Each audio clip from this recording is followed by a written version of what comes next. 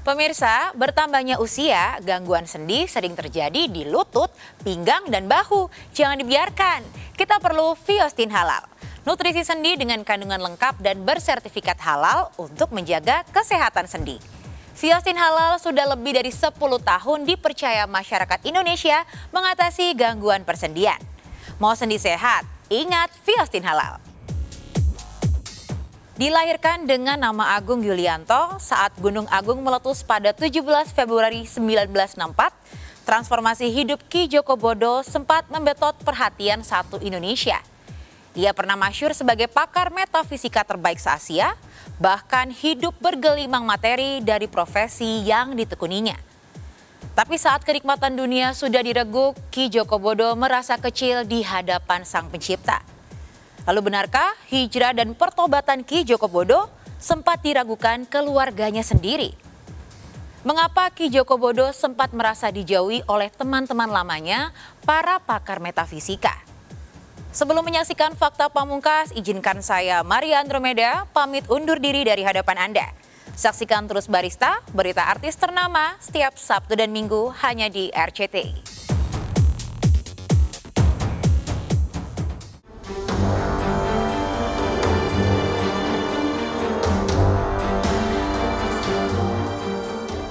Sebelum sederet paranormal dan pakar metafisika eksis lewat organisasi Persatuan Dukun Indonesia, Ki Joko Bodo sudah menjadi dukun yang paling fenomenal di era 90 hingga awal 2000-an. Ia pernah menyabet gelar paranormal terbaik se-Asia dengan rambut gondrong, kumis dan janggut panjang ala Kubilai Khan plus tatapan mata tajam. Sosok Ki Joko Bodo sangat ikonik dan memorable. Tarifnya sebagai paranormal kabarnya lebih besar dari tarif pengacara kondang. Salah satu kedikjayaan Ki Joko Bodo yang diganjar bayaran fantastis adalah transfer energi gaib. Dari penghasilannya sebagai paranormal alias dukun, Ki Joko Bodo bisa mengoleksi mobil mewah. Meski ia jarang memamerkan mobil-mobilnya itu di depan kamera. Sorry, itu banyak juga, bukan saya bilang banyak yang memanfaatkan di jalan yang tidak baik sama dia. Saya tahu banget dari mobil ya, ada teman-temannya mobil dia sampai nggak tahu udah kemana diikhlasin. Waktu Joko Bodo tuh kaya raya, Eyang justru tidak mau dekat. Nggak mau dekat, tidak pernah ke situ, tanya Mbak Ima. Tetapi mundur Joko Bodo ya masih punya nama ya, syuting karena mungkin kalau diajak yang ke gelap-gelap, uka-uka itu selalu Eyang yang diajak, selalu ya. Jadi kenangan itulah yang mungkin Eyang nggak bisa lupakan. Berjalan seperti apa adanya aja, nggak usah dibuat-buat, yang penting alami aja. Yang penting berita-berita itu jangan memojokkan seolah-olah aku gini, udah melarat, udah ini, udah berita yang macam-macam, tapi itu hal yang wajar kalau ada berita-berita gitu.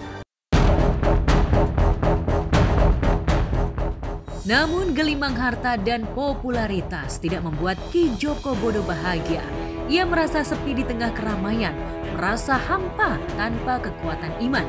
Sejak 16 kali gagal menjadi pegawai negeri sipil meski berbekal ijazah sarjana ekonomi, Ki Joko Bodo seolah menomorsatukan materi hingga ia melupakan cita-citanya menjadi PNS. Lantas memilih profesi kontroversial yang lekat dengan image negatif, yaitu paranormal. Mungkin kalau dalam dunia konsultan spiritual, dalam dunia paranormal ya teman saya ya cuma tinggal beliau yang seangkatan ya. Zaman dulu tuh kami itu pertama kali praktik itu tahun 90-an, cuma ada berapa orang doang itu yang senior-senior yang tersisa. Ada saya, Ki Joko Bodo, ada Mama Lauren, ada Ki Gendeng Pamungkas, beberapa kali juga ada kerjaan-kerjaan keluar bareng, di kerjaan di luar negeri ya bareng beliau. Tapi udah pada nggak ada semua sih. Menurut saya mungkin yang kita garis bawahi adalah bagaimana dia menjadi legendaris. Ya, karena nanti kalau sudah bicara ilmu, apalagi sudah sampai santet dan lain-lain, nanti ada lagi ilmu hitam, ilmu putih. Dan saya tidak sepakat dengan ada itu. Ilmu ya ilmu gitu. Nah, setelah dia mulai dikenal dari serial Gaib itu kan meledak. Lalu mulai membuat satu kegiatan yang masih waktu itu jarang dilakukan orang, yaitu mulai ada iklan-iklannya di koran. Yang memulai itu Sinar Pagi sama Pos Kota. Kan itu kan dunia profesi. Dunia profesi sejak zaman Nabi pun udah ada seperti itu. Orang sakit berobat ke Nabi, orang sakit berobat ke Ustadz, orang sakit berobat ke Kiai. Kan banyak kan berobat, misal minta doa atau minta jenis apa itu ruqyah dan sebagainya kan. Ruqyah itu banyak kan seperti itu. Tapi sejak tahun 2014, Ki Joko Bodo mendadak meninggalkan dunia klinik. Ia sempat banting setir menjadi pebisnis. Namun profesi itu ditinggalkan sejak mengalami kerugian miliaran akibat ditipu rekan bisnisnya. Kalau untuk bisnis saya kurang paham ya. Tapi yang saya tahu dulu setelah menemukan bom di Taman Mini itu kan dia dekat dengan keluarga Cendana, dengan Bambangan. Nah dari situ mungkin ya kita nggak tahu bisnisnya apa yang disuruh mengerjakan ini itu kita nggak paham. Ki Joko Bodo itu sekuat apapun ilmunya dia kan kadang lemahnya cuma sama teman sendiri. Ada satu orang juga saya nggak bisa sebutkan namanya. Kalau dia dengar ini mungkin dia panas dengan saya. Cuman saya bilang namanya saya nggak bisa sebut, dan itu nanti kalau saya sebut lagi dia bikin ini lagi, pansos lagi dia. Saya nggak mau sebut namanya. Nah istrinya sudah bilang, James saya udah berapa miliar transfer dia. Hasilnya nol. Saya sebetulnya mau kepengen lapor. Kenapa nggak lapor ke Polda atau gimana dibilang. Tapi karena Aki orangnya baik banget. Kalau ada apa-apa itu dia dianu dengan paranormal lain. Misalkan kayak rumahnya ditebang-tebang kapan hari itu, terus dikatakan dengan ganjil atau apa itu, Joko Bodo lumpuh, nggak bisa jalan. Jadi aku yang marah, lu itu maskot ya, kamu tuh punya nama, mbok disanggah. Kami datang dengan Pak Tommy, Bang Lindung Silalahi, terus Bayu. Jadi kita berempat ini mengasih motivasi kepada Joko Bodo agar lu jangan cengeng, lu harus bangkit, lu begini, lu begitu gitu. Terus waktu saya bilang, mana sih katanya kamu lumpuh, coba jalan-jalan, ada di YouTube-nya Eyang ya. Sejak gagal di dunia bisnis, Ki Joko Bodo fokus memperdalam ilmu agama. Beruntung, istri ketiganya Daimah bisa memanage keuangan keluarga dan berbisnis kecil-kecilan hingga bisa menopang perekonomian keluarga. Dari cerita gitu ya, karena aku berteman dekat sama istri dan juga udah kayak keluarga. Beliau ini kan istri ketiga ya, dimana kita coba memahami lagi-lagi dari sisi psikologi bahwa orang itu kan akan lebih ini dengan yang nyaman ya gitu ya. Mungkin beliau feel-nya dapat seorang istri yang mungkin manutan gitu ya. Nah, mungkin dia dapat dari Bu Daimah ini. Laki-laki butuh manajer kan yang mengurus anak-anak, rumah tangga, keuangan segala macam. Mungkin itu lebih ke situ bucinnya ya. Jadi dia butuh udah klop di beliau ini. Berkat dorongan istrinya, Ki Joko Bodo mau menyambangi Baitullah dengan melaksanakan ibadah umroh. Di tanah suci itulah Ki Joko Bodo merasakan teguran Tuhan saat berdoa di depan Ka'bah. Tubuhnya serasa disengat listrik ribuan watt, padahal sang istri tidak mengalaminya.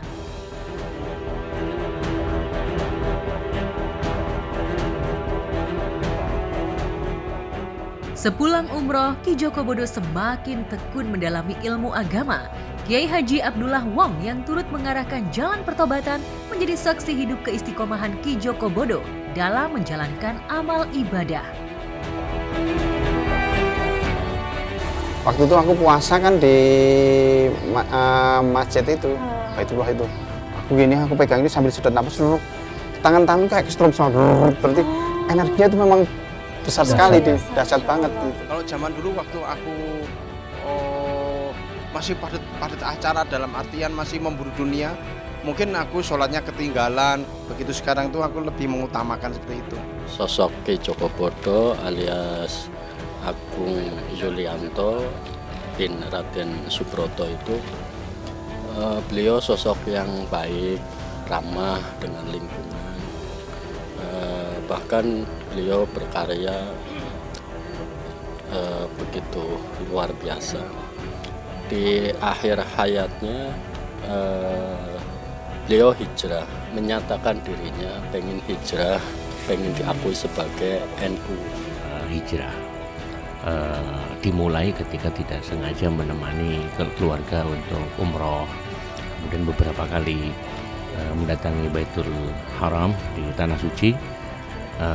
Beliau selalu mengaku setiap kali melihat Ka'bah memang menangis ya. Saya kira ada titik hidayahnya di situ, dan hidayah itu kan sir ya, sangat private gitu ya, tidak bisa dideteksi seperti apa peristiwanya. Tentunya aku sangat amat bersyukur ya, karena kan aku menjadi saksi sendiri gitu. Perjalanan hijrahnya adalah bukan perjalanan yang tiba-tiba plok ketiplok hijrah gitu, tapi perjalanan beliau adalah perjalanan yang memang dimulai dari keluarganya, maksudnya perlahan-lahan, dan itulah yang membuat aku salut banget sama ayahku dengan segala konsistensinya. Beliau mampu hijrah, memperdalam agama sehingga punya akhir yang Masya Allah, Alhamdulillah baik juga.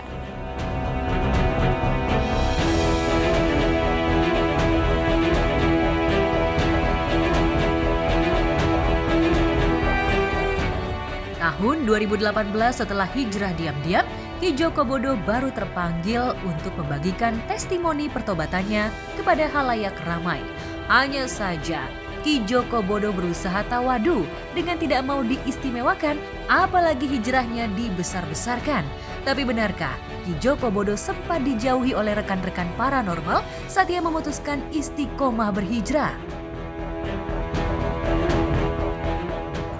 Dia bilang banyak teman yang meninggalkan ketika harta sudah mulai habis untuk berobat dan sebagainya.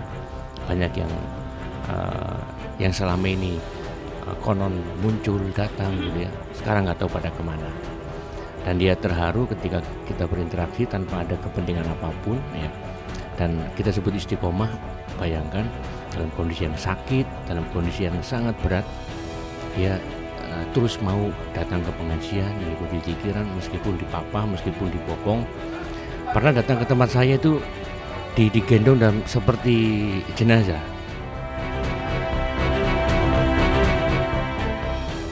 Tiga tahun belakangan Istana Wong Sinting yang dulu terkesan misterius dan menyeramkan disulap Ki Joko Bodo menjadi majelis zikir dan sholawat. Jika dulu ia sering merapal mantra, sekarang istana itu sejuk dan syahdu oleh alunan kalam ilahi, zikir dan sholawat untuk menjunjung Allah Subhanahu wa Ta'ala dan Nabi Muhammad SAW. Tetangga sekitar pun ikut merasakan manfaat perubahan fungsi Istana Wong Sinting. Humanis ya, sangat humanis, sangat ramah, bertetangga baik, dan siapapun tamu yang berkunjung ke rumah beliau disambut dengan baik tanpa membeda-bedakan antara satu dengan yang lain, sama sekali tidak pilih-pilih. Alhamdulillah kita sebagai tetangga rasa kehilangan ya. Pak Joko Bodo dipanggil Allah Subhanahu wa Ta'ala, berasa kehilangan, kita belasungkawa sedalam-dalamnya warga tetangganya. Alhamdulillah banyak sekali, saya tahu saya banyak sekali. Contohnya seperti ada kerja bakti, kerja itu dari lingkungan warga lah, masuk ada lingkungan warga lah.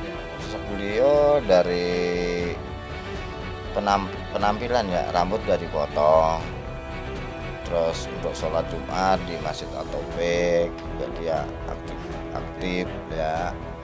Dulu sih kalau nggak salah tanah depan yang kosong itu, yang sekarang bengkel itu, yang rencana emang dia bikin masjid.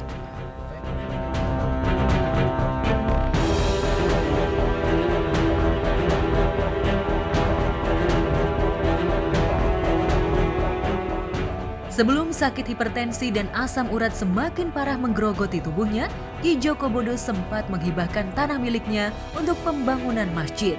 Kelak, masjid itu akan dinamakan Masjid Al-Umar. Umar yang dalam bahasa Arab berarti kehidupan dan atau panjang umur, seolah menjadi harapan Ki Joko Bodo untuk lebih lama hidup di dunia fana. Namun sang haulik ternyata memiliki rencana lain. Suratan takdir mengakhiri hidupnya pada pukul 10 waktu Indonesia Barat 22 November 2022 saat usianya mendekati angka 59 tahun. Selama jalan Ki Joko Bodo, aku ingin seperti Joko Bodo, wajar seperti diriku aja. Enggak ingin seperti yang macam-macam. Yang penting aku diterima oleh Tuhan. Ya, Ki Joko Bodo diampuni dosa-dosanya, diterima amal ibadahnya, dilapangkan kuburnya, dan tentu dikuatkan keluarganya supaya bisa menjalani kehidupan dengan lebih baik.